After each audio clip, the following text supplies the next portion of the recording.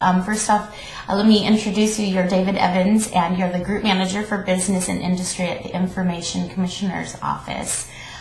So first off, if you will, just tell us a little bit about this cookie compliance and let us know the date in which it's going to go into effect. And then, as we mentioned before, we gathered some questions from our community, so we'll just go ahead and go through those and have you answer them accordingly.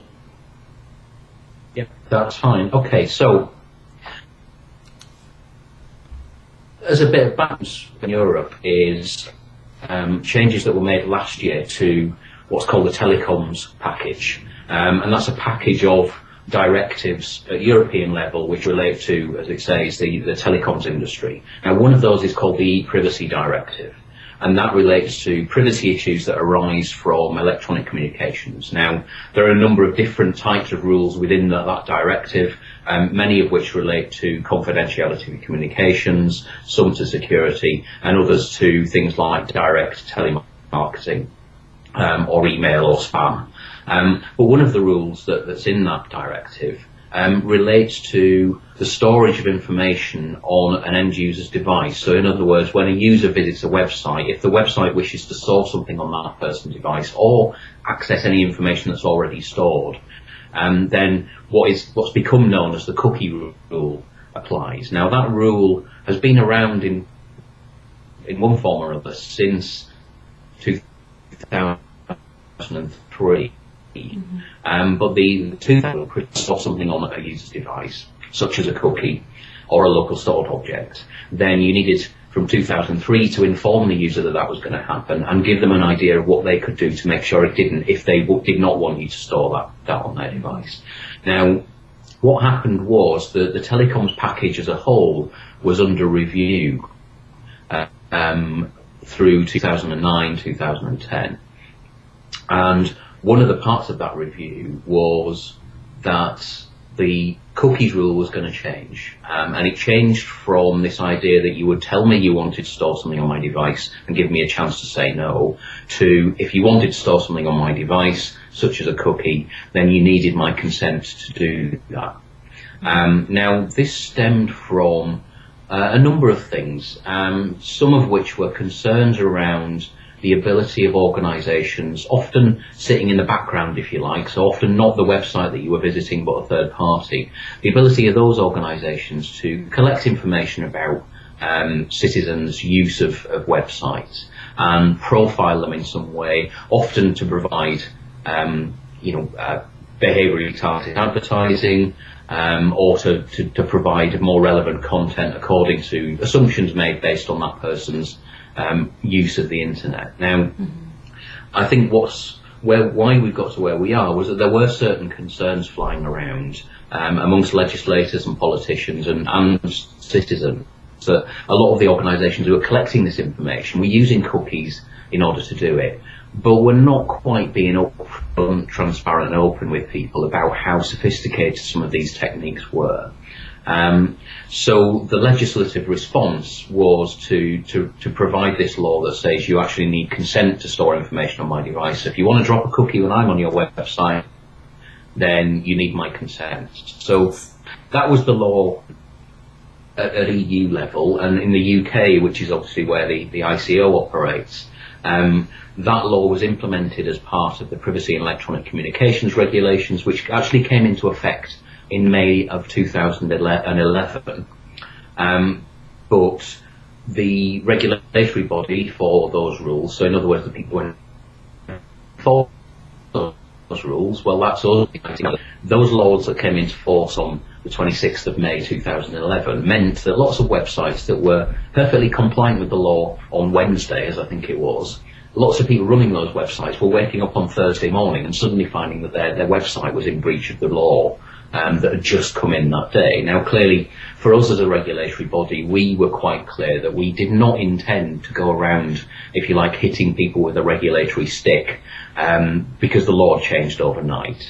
And we recognised that it was going to be a slow process getting people compliant with the law. They were going to need some guidance. not every website can employ technical experts to do everything. Lots of people are just running small businesses. So we recognised that, and what we said to people was that in terms of enforcing this law, although it was in place and although we were giving guidance on how people might comply with it, in terms of enforcing it, it was going to be unlikely that we would take any formal action against people for the first 12 months. Now, obviously, those 12 will be up quite soon. We're also into April. And what we're going to do throughout April and May is let people know what's going to change after the first 12 months. So the first thing that we're going to say to people is, look, you don't need to be too scared that on the 27th of May 2012, we're suddenly going to start enforcing against anybody and everybody, because we, again, recognise that this takes time. And I spoke to lots of our friends. They set thousands of cookies, and the idea that they could just switch off their website and start again is clearly unrealistic, and we've got to recognise that as a regulatory body. So that's where we are at the moment. That's why we've got these rules. And as a regulatory body, one of the things that we're quite keen to stress is that we're absolutely aware that we see this as a big challenge for organisations. These are not changes that people can make by just flicking a switch. And so we're prepared to listen to people who are heading in the right direction and give them help, whilst also trying to spot those people who maybe haven't done anything because they don't understand the law, or who, willfully just ignoring it because they think it's difficult. Mm-hmm. Okay, great. Thank you so much.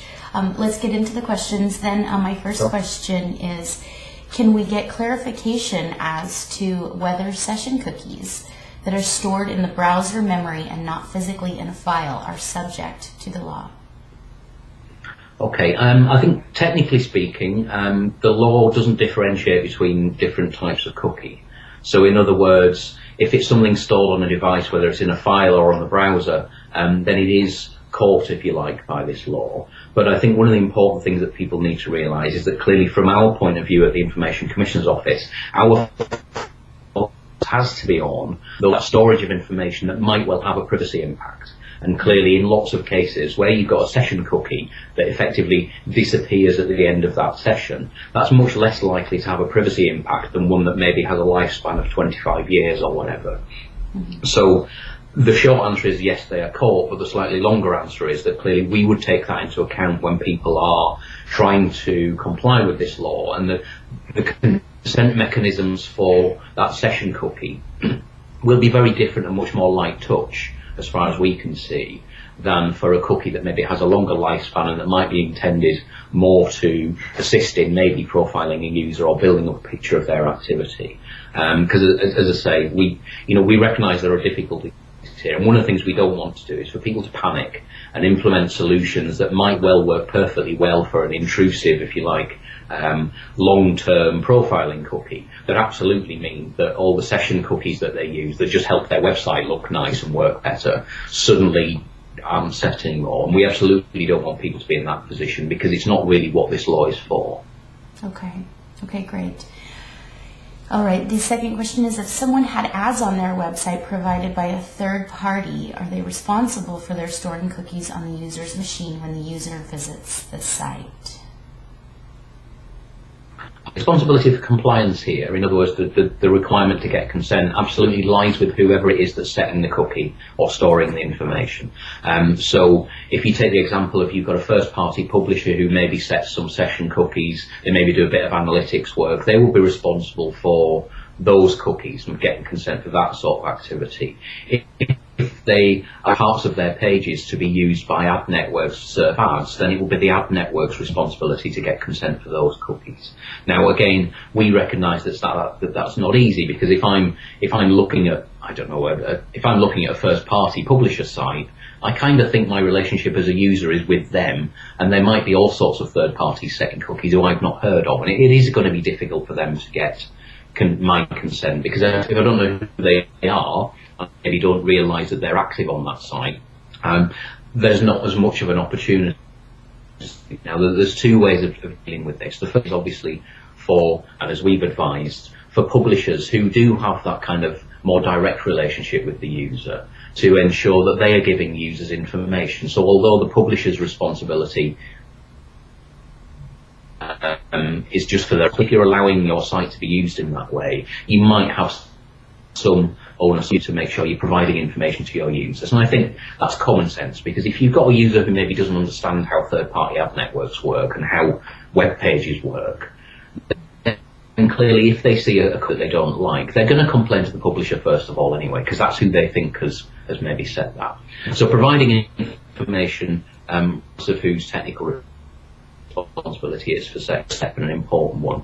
And then clearly for the third parties, we're interested in the industry-led efforts to ensure that people are better informed and can exercise choices, either via the third parties themselves or via an industry-led initiative that would allow people to go to one place, exercise choices in that way, rather than having to try and work out everybody who might be active on a particular web page. Because we know that, if you visit certain sites, they'll be providing content that's great. A lot of that will be paid for by third-party advertising, and a lot of that is quite sophisticated. And there could be any number of, up to a dozen people active on one page when the user don't quite realise that that's the case. Mm-hmm. Does the ICO expect direct.gov.uk and hmrc.gov.uk to be compliant for this May? I think it might be difficult. I know that as far as our engagement with government is concerned, is that they are heading in the right direction. As I mentioned at the beginning, we recognise the challenges involved here, and that we can't just flick a switch and get everybody compliant in one go. So with private and public sector websites, what we're expecting is that people will be able to tell us their compliance story, if you like. So in other words, if we have concerns about a sector or a particular website, or if an individual raises a complaint with us about how a particular website sets cookies, we might not be expecting that they can absolutely guarantee to be compliant by the 26th of May. And there are any number of reasons why they may not be. But what we would expect is that they will be able to tell us what they've done so far, what they plan to do in the future, and give us a realistic idea of where they are in terms of that plan. Okay, great. Either without the firewall or with the firewall, does the ICO realize, according to some, that they are going to be doing serious damage to UK business competitiveness by implementing this law? Okay, 2 points there. One is just to clarify, the ICO is not responsible for implementing this law. We certainly didn't draft it, and we're not responsible for the legislation, but what we are responsible for is enforcing it and giving guidance. Obviously what we're trying to do is give guidance that allows people to comply with the law, but without ruining their users' experience. So in other words, we're absolutely aware that if people adopt panic measures or go down the wrong route in order to comply with this, they may well damage their businesses. We're absolutely aware that the information websites collect about users may well relate to those users, may not, but absolutely what it does is help those websites run effectively and provide the services that people want to be provided with. So we're absolutely aware of the risks here, which is why we haven't set out to provide people with a step-by-step guide that will effectively keep us happy. In other words, if people wanted us to give prescriptive guidance on how to comply with this, we could do that quite easily, but it wouldn't fit business needs.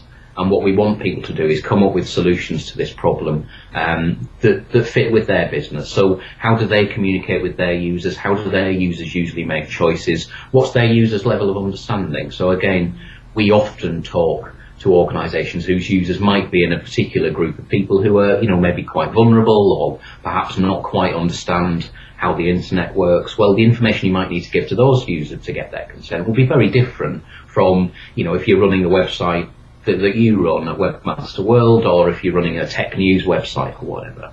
Sure. So yeah, we recognise the difficulties here, but when the guidance first came out last year, we were accused by some of killing the internet. That's absolutely not what's going to happen. What is going to happen is that sensible organisations will be taking reasonable steps to comply, and I think once those steps get a bit of currency, then users will get more used to seeing this stuff, and that exercising choices or deciding that they're okay with the existing settings will become more like second nature. So we all kind of understand some things about the internet. Maybe we don't all understand enough about cookies, but the more effort that people put in now, the easier it's going to be to get consent. And I think one important thing to remember is that one of the ways that the law specifically mentions as being a way of getting consent is through people's browser settings. And clearly, although lots of us are using mobile more and more often, and maybe not using what we might call a traditional browser, clearly the browser settings that people have available to them will be one way that in which most websites will be able to get consent for a lot of the cookies that they use. Mm-hmm. Okay, great, excellent. Wouldn't it be cheaper from an overall perspective to run public education programs on how to clean cookies from their machines or users' machines? I think that's an important point. I mean, in terms of the legislation, at the end of the day, as I said, we didn't choose to implement this legislation. It was something the UK government had to do. But I think the two things go hand in hand, because I think you can educate people as much as you like, but at the end of the day, if you're not giving them choices about things, maybe people sometimes choose not to understand what they might need to understand. I think there are education programs out there, but at the end of the day, I think just simply focusing on users' levels of education might not be enough. I think this is about seeing this as an opportunity for the websites that offer services that people obviously want, because they're using sites and they're downloading things and they're buying things and they're getting information from whichever websites they like to use. But I think the people who are going to get this right will be the people who see this law as an opportunity to be a bit more informative with regards to their users, to give people better and more information, to make it more prominent, and again to get users used to seeing this, because I think if you asked people, do you understand what an analytics cookie is, maybe lots of people out there who use the internet every day probably wouldn't understand what analytics are. If on the other hand you ask them, do you think that the websites that you use might collect statistics in order to assist them in working out which pages work, or which pages are popular, or which links are broken? Most people would probably say, well, yeah, I'm sure they do. It's common sense. And I think it's bridging that gap between maybe a lack of technical knowledge, but a kind of intuitive view as to what's happening when you're online, and making sure the stuff that goes on in the background, which is often very, very sophisticated, is something that users can find out about and then make a choice. Okay, great. My next question is, surely the best way to implement this would be in the browser. For example, requiring all browsers distributed in the UK to specifically ask the user if they wish to allow a particular site to set a cookie on their machine. Why has it been executed in this particular manner? Okay, so again, the reasons why it was executed in this particular manner, that's a question for the legislators. In terms of a kind of browser-led solution, as I mentioned, the law does recognise that browser settings are quite a powerful, important way in which users can exercise choices. I think with regard to forcing browser manufacturers down the route of designing their browsers in a particular way to suit one piece of legislation, maybe in one jurisdiction, I'm not entirely sure the browser manufacturers would be particularly happy to do that. Bearing in mind a lot of them are offering a free product across multiple jurisdictions. I think the other important point there is, in the way the question was phrased, sounded to me like somebody was suggesting it would be nice and easy if browsers simply asked users every time they went to sites, do you want cookies from this site? I could see that being fantastically irritating for users, because I know how irritated I get when my browser tries to do things for me. Or tries to help me out. So maybe it's not quite the silver bullet solution that the questioner thought it might be. Sure. Okay. What about the international aspects of these changes in terms of EU member states and elsewhere? Okay, so in terms of the EU, the UK was one of the member states that implemented this law first. We implemented on time, so we're ahead of the game, if you like, in the UK. Now, clearly, that is causing us some pain because we're going through all the teething troubles of all this first, and that applies to the ICO as a regulatory body. You know, we're the first people who have to write guidance. We're the first people having to deal with questions about this sort of thing. But it's also, difficult for the organisations in the UK who find themselves having to comply with something which hasn't yet been implemented in every member state. Now, the way EU law works, it will be implemented across all member states. And in terms of finding an approach that's consistent across those member states, we as the regulatory body in the UK, we're obliged to work with our counterparts in other member states and make sure that we're all singing from the same hymn sheet, to use the cliche, so that people aren't finding that the rules are wildly different across each member state. I think there will always be cultural and political differences in the way things are regulated, but I think one of the things that we're quite keen to stress is that by going first in the UK, we're very much seeing the fact that lots of other member states are kind of following our lead on this. And hopefully they'll follow our lead as well on the kind of practical way in which we want to deal with those who aren't compliant. So again, this isn't about going around hitting people with a regulatory stick, when actually it will be much more effective to give them advice and help them to comply rather than just punishing people who aren't compliant. I think outside of Europe, I think there are always difficulties whenever you've got a European-wide law. It's remembering that there are other parts of the world that exist, particularly when we're talking about online issues, where at the end of the day, lots of users don't really care that much where the website that they're looking at comes from. They just want to be able to access it. But I do think other parts of the world are kind of looking at this issue as well, maybe approaching it in a different way because of how things operate. So certainly in the US, for example, the Federal Trade Commission published an important piece of work this week, which does deal with these same issues. Now, it might be that those issues aren't dealt with in the same way as they have been in the EU and the UK. I think it's pretty likely that they won't be. But at the same time, if we take that step back and look at this and say, well, what's all this work intended to do? Well, it's intended to allow users to take steps to make sure that things that they don't want to happen online don't happen. And whether it's an EU cookie consent law or whether it's the FTC's work on do not track in the US, or whether it's a mixture of all these things coming together, I think that's where we will end up longer term in a much more comfortable place in terms of what users understand are happening when they visit web pages, what they understand about how the services that they're getting are actually offered. And whether that's through a cookie consent law in the EU or whether it's through better information provided according to FTC guidelines and all that sort of stuff, I think we'll all end up in the same place at some point. And I think the more some of the gaps and doubts are filled or dealt with via people adopting good practice, the easier it's going to be for everybody else to spot that actually, yes, this is possible to comply. And a bit of momentum will help there.